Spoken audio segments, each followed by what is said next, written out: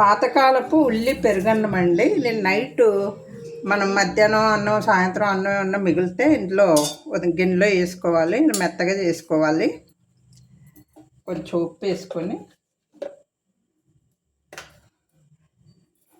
మెత్తగా చేసుకొని ఇందులోనూ పాలు వేసుకోవాలి. గోరెచ్చగా ఉన్న పాలు వేసుకోవాలి. మనం ఎంత అన్నానికి ఎంత పడుతుందో అంత వేసుకోవాలి. ఒక అన్నం మునిగేంత వరకు వేసుకోవాలి. ఇలాగా తర్వాత ఇందులో ఉల్లిపాయ ముక్కలు వేసుకోవాలి. ఉల్లిపాయ ముక్కలు వేసుకున్నాక కొంచెము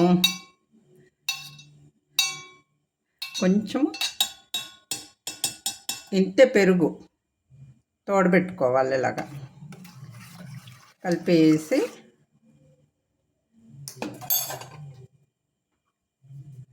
ఇలాగా మూత పెట్టుకోవాలి.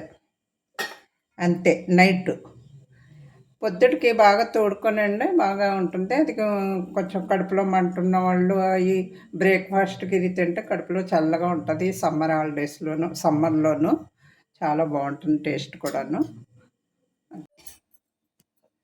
ఈ నిన్న సాయంత్రము అన్నంలో పాలు ఉల్లిపాయ ముక్కలు ఉప్పు వేసి పైన పెరుగు తోడుచుక్కేసాము. ఇది ఈవేళ పొద్దునకి ఇలాగ తోడుకుపోయింది.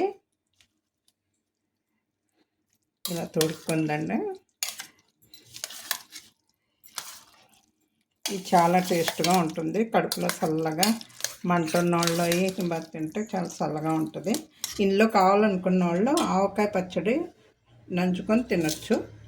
బయటికి ఎండలో పొద్దుటే సమ్మర్లో అలా జాబులకై వెళ్ళేవాళ్ళు అలాంటి వాళ్ళకి ఇది కొంచెం బాగుంటుంది. ఓకే అండి, ఇంకా ఇలాగ ఉంది.